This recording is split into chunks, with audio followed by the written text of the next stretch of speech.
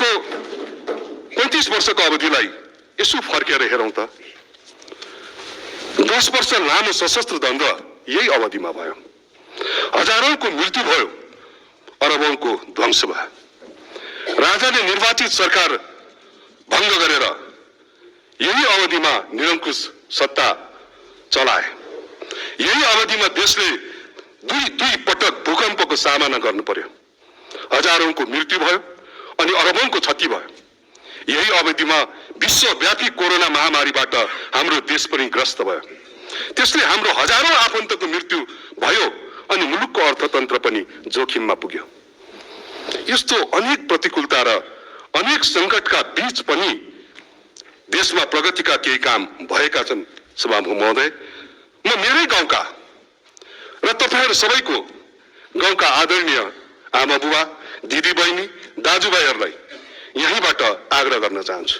यही रोस्टमबाट म विनम्रतापूर्वक आग्रह गर्न चाहन्छु।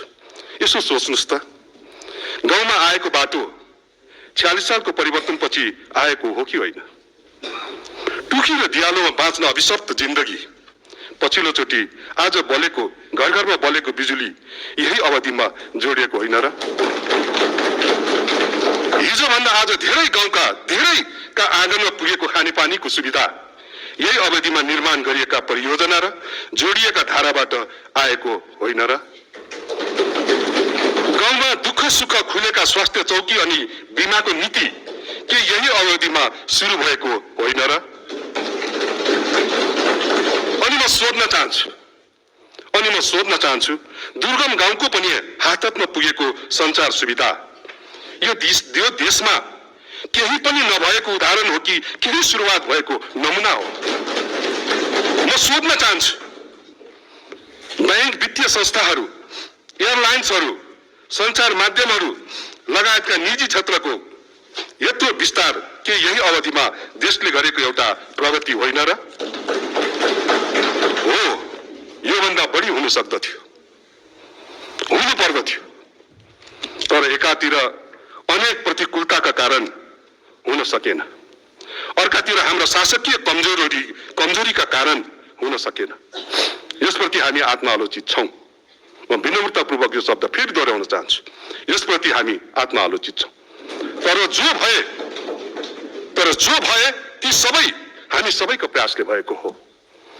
अर्थात् केही पनि भएन भन्ने निराशाको सत्यको जगमा उभिएको छैन सभामुख महोदय। अर्थात् केही पनि भएन भन्ने निराशा सत्यको जगमा उभिएको छैन। हामीले भएको कुरा नागरिकलाई बुझाएर गर्न बाँकी धेरै कामहरू पूरा गर्ने संकल्प गर्नु छ।